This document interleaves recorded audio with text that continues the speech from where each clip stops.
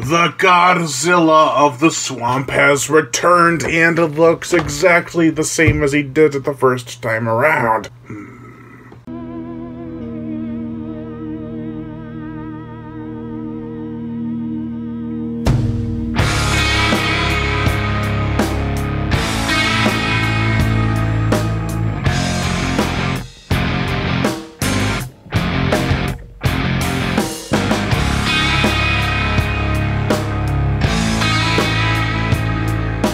Killer Crocodile 2.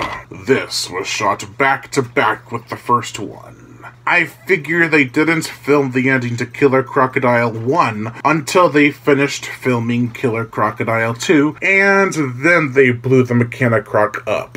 The plot. The toxic war goes on, but instead of bullets and soldiers, they use persuading and politicians. However, they claimed to have disposed of all the toxic barrels, but surprise, surprise, they didn't. And now, a creepy croc, same machine, different monster, is wreaking havoc in the swamp. Now it is up to the Cajun and Kevin, the activist from the first movie, as well as a female reporter, because this time around, Kevin needs a love interest, and that settles that. Can they save the day from a machine they technically already destroyed? Everything is bigger in this movie. The body count, the extra effects, the story, etc. They definitely went all out on this movie, even if they presumably had a smaller budget. I mean, they even have good lighting in some scenes. It kind of creates an atmosphere. It definitely looks higher budget when it comes to the atmosphere, but the effects are a bit cheaper, unfortunately. Now, bigger isn't always better. If you want to see a crocodile munch on more people and destroy more buildings, then you definitely need more of everything. The body count is probably around 20 people, which is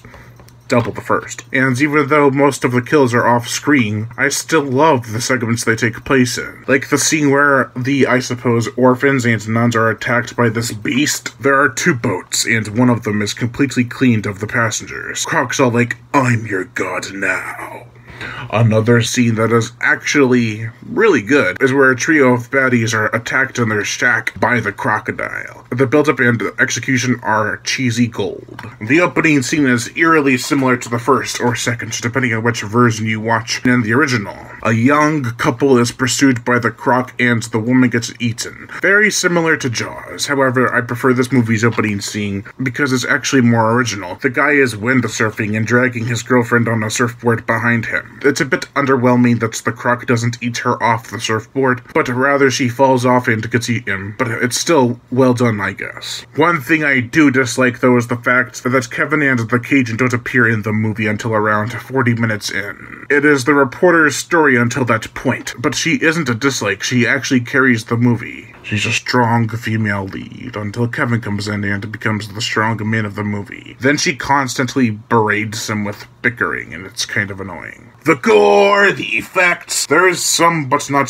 too much. A decapitation, some mangled bodies, blood, and red water. I realize I pretty much just described the same amount of gore the first movie had, but trust me, it's few and far between. Still, the miniatures and effects make up for it. The motion picture soundtrack, once again done by Riz Ortolani, and it sounds pretty much exactly the same. I did notice some new stuff, possibly, but still, it's an awesome theme. And the music as a whole has a very commanding and powerful force behind it. If I were to watch one or the other, it'd probably be the first one. However, there is definitely a lot more action in this film, which does make it more entertaining than the first. Honestly, it's kind of a tie for me, but I'd give the edge to the first one. Overall, I give Killer Crocodile 2 a 3.5 out of 5, even if the ending is kinda weak. I am Brian Gatto, host of Horror Show Entertainment. Make sure to like my Facebook page in the description below, leave comments, and subscribe. Whoa.